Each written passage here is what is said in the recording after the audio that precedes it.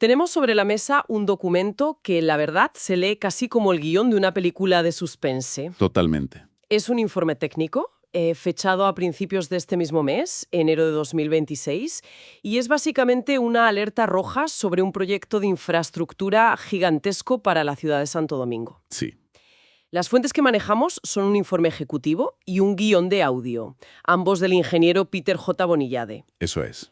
Y nuestra misión hoy es, bueno, meternos en harina para entender por qué este análisis presenta una decisión del gobierno como un conflicto decisorio, o sea, una batalla a cara de perro entre un monorraíl y un metro de toda la vida. Y es que las cifras que se manejan dan vértigo. No es una discusión académica sobre trenes, para nada. Claro, Estamos hablando de una inversión de miles de millones de dólares, del día a día de casi medio millón de personas y, bueno, al final, del futuro de una capital. es que es eso. El informe es demoledor en este punto.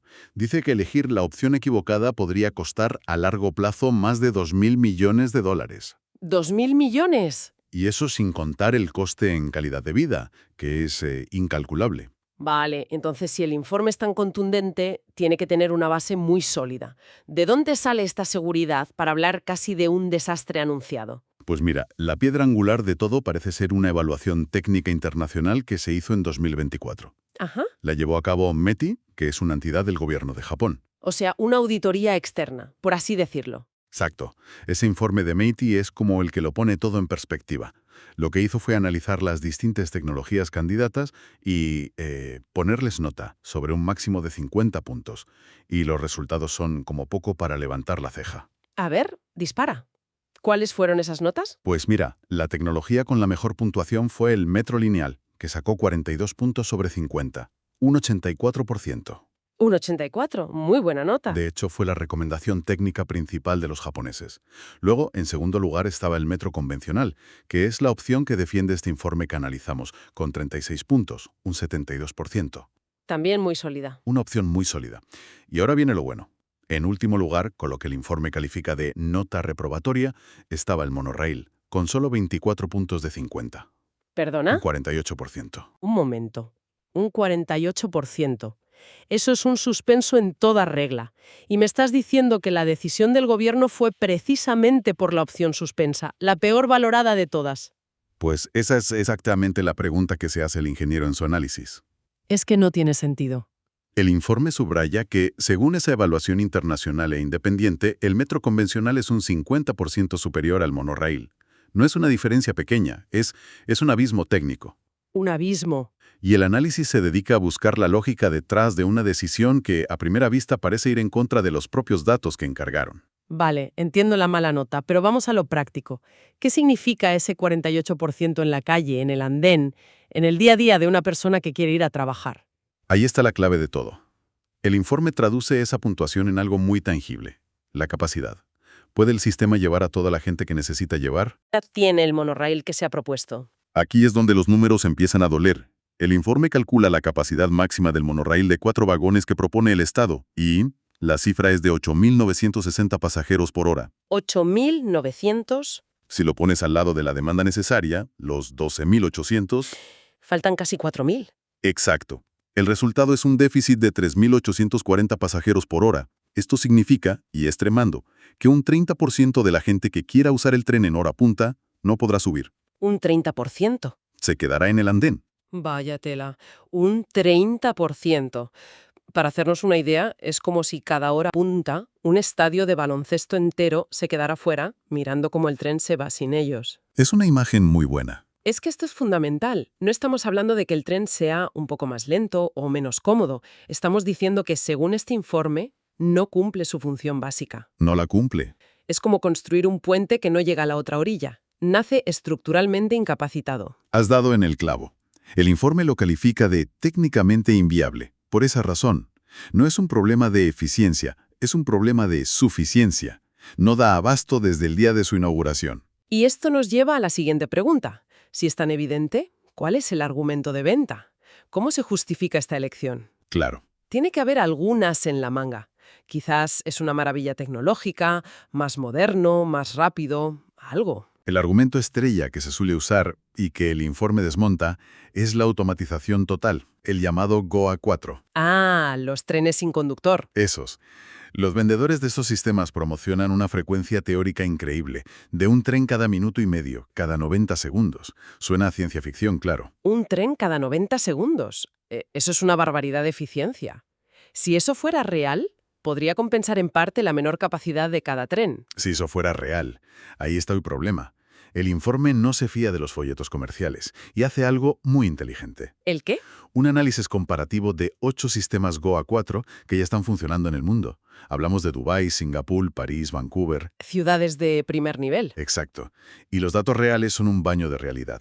La promesa teórica son esos 1,5 minutos. La realidad operativa media a nivel global es de 3,4 minutos. Ostras, es más del doble. Es una brecha del 127% entre la teoría y la práctica. Y el informe advierte del riesgo gigantesco que supone planificar una infraestructura de miles de millones basándose en cifras de marketing que luego, en el mundo real, no se cumplen. Pero, ¿es una comparación justa? A lo mejor esos sistemas en Dubái o París tienen condiciones muy diferentes. ¿Explica el informe por qué esa promesa de un tren cada 90 segundos es tan difícil de cumplir? Sí, lo aborda. El problema no es que la tecnología pueda, puntualmente, alcanzar esa frecuencia. El problema es la sostenibilidad operativa. Ah, vale. Cualquier mínima incidencia, una puerta que tarda en cerrar, un pasajero que se marea, una pequeña avería, genera un efecto dominó que obliga a espaciar los trenes para mantener un margen de seguridad. Claro. La frecuencia de 3,4 minutos es la que, en la práctica, resulta robusta y fiable día tras día. Planificar con la cifra teórica es, según el informe, una irresponsabilidad. Entendido.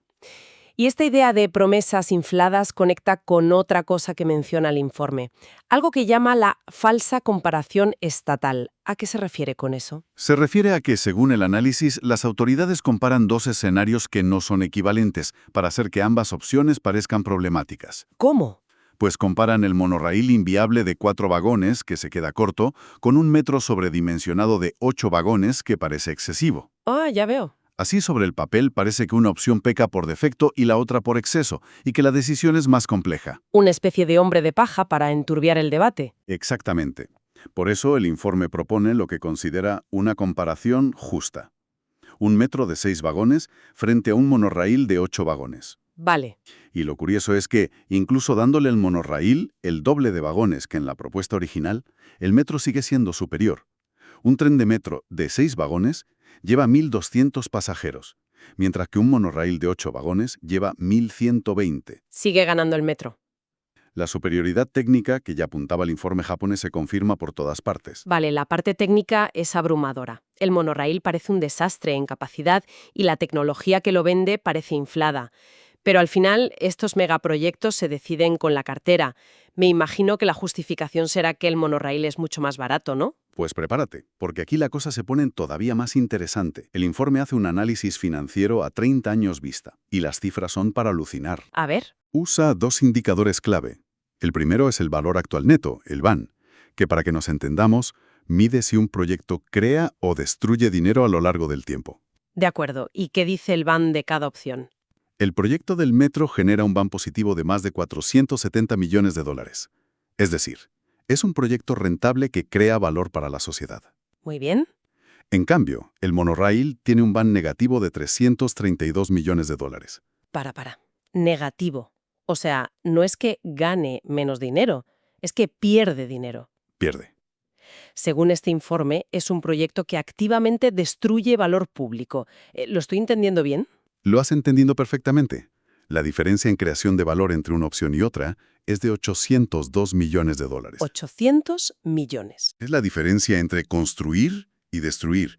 Y el otro indicador, la tasa interna de retorno, o TIR, que mide la rentabilidad, va en la misma línea. El metro tiene una TIR del 15,8%, una cifra muy saludable para un proyecto público. ¿Y el monorraíl? El monorraíl apenas llega a un 4,2%. Es que las cifras son escandalosas, pero el informe va todavía más lejos, ¿no? Habla de proyecciones a muy largo plazo. Sí, y aquí es donde, en mi opinión, el informe da el golpe de gracia. Analiza el coste a 60 años, y esto se debe a un concepto clave, la escalabilidad. La capacidad de adaptarse al futuro. Justo. El informe calcula que elegir el metro en lugar del monorraíl supondría un ahorro de 2.308,5 millones de dólares en 60 años. Más de 2.300 millones. ¿Y por qué esa diferencia tan brutal? Es muy sencillo de visualizar. La infraestructura de un metro con sus túneles y estaciones se diseña con una capacidad muy alta. Puede absorber el crecimiento de la demanda hasta el año 2080, simplemente metiendo más trenes. Es flexible. Muy flexible. En cambio, el monorraíl, con su estructura elevada y su capacidad limitada, llegaría a su tope absoluto mucho antes. Alrededor del año 2070, para poder seguir dando servicio, habría que construir una línea paralela completamente nueva. Otra obra gigantesca. Es la diferencia entre comprar un abrigo que te vale hoy y uno al que le puedes añadir capas por dentro a medida que llega más frío. Uno te sirve siempre, el otro tienes que tirarlo y comprarte otro nuevo, mucho más caro. Visto el panorama, que es bastante desolador para una de las opciones, el informe no se queda solo en la crítica, ¿verdad? Entiendo que pone una solución clara encima de la mesa. Por supuesto, el objetivo del análisis no es solo criticar, sino proponer una alternativa fundamentada en los mismos datos. Y la configuración que recomienda es muy concreta. A ver. En cuanto a tecnología, propone el metro convencional con una automatización GOA 2.3. Esto significa que el tren lleva conductor, aunque muchas operaciones estén automatizadas. Una opción más conservadora. Más conservadora, ultra contrastada en todo el mundo. Y según el informe, 90 millones de dólares más barata en su coste total a 30 años que la opción GOA 4 totalmente automática. O sea, una solución más clásica, por así decirlo, y encima más barata. Tiene todo el sentido. ¿Y qué hay de los trenes y la capacidad? Recomienda una flota de 14 trenes, cada uno de 8 vagones. Vale. Esto daría una capacidad total de 17.600 pasajeros por hora. Si recordamos que la demanda para 2030 es de 12.800, ¿Sobra capacidad? esta configuración nos da un colchón de seguridad del 37,5%. Es un margen óptimo que garantiza que el sistema no irá ahogado y que podrá absorber picos de demanda inesperados. Suena a puro sentido común. Se diseña un sistema que no solo cumple, sino que va sobrado para no tener problemas. Exacto. Y lo más importante es que toda la infraestructura, las estaciones, los túneles, está pensada con una vida útil de 60 años, Pensando a largo plazo. siendo capaz de hasta triplicar su capacidad en el futuro sin necesidad de volver a hacer obras civiles gigantescas. Es una solución pensada para los nietos, no solo para la foto de la inauguración. Bien, vamos a recapitular, porque hemos tocado muchos palos. Tenemos un informe que presenta una argumentación basada en datos duros que provienen de una evaluación internacional. Eso es. Contrapone esa evaluación con una decisión gubernamental y por el camino revela diferencias que son abismales en viabilidad, en capacidad, en eficiencia y en rentabilidad. La conclusión a la que llega el informe es tajante. Plantea que la discusión ya no es técnica. Los datos son tan claros que la disyuntiva se ha convertido en una decisión puramente estratégica. Ya no es cosa de ingenieros. No, lo presenta como una elección binaria, con dos puertas muy claras. ¿Cuáles son esas dos puertas? La opción A es el monorraíl. Según este análisis, elegir esa puerta significa asumir conscientemente un déficit de servicio del 30% desde el primer día y una destrucción de valor público de más de 800 millones de dólares. Vaya. Por otro lado está la opción B, el metro.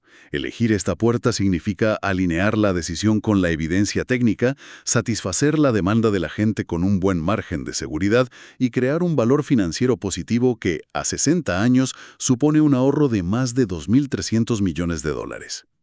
El informe, de hecho, se cierra con una frase que lo resume todo de forma lapidaria. Sí. La pregunta no es técnica, es de voluntad política. Y eso nos deja con una reflexión final para darle vueltas. Este informe es un ejercicio de lógica técnica y financiera casi perfecto. Todos son números, cálculos, datos contrastables. Pura matemática. Pero si los números son tan abrumadoramente claros, cabe preguntarse, ¿qué otros factores que no se pueden cuantificar podrían estar influyendo en una decisión que, sobre el papel, parece ir en contra de toda lógica? Claro. ¿Qué intereses políticos, qué visiones de desarrollo urbanístico o incluso qué consideraciones geoestratégicas podrían tener el poder de torcer la balanza de una forma tan radical? ¿Cuál es el peso real de los elementos que no caben en una hoja de cálculo?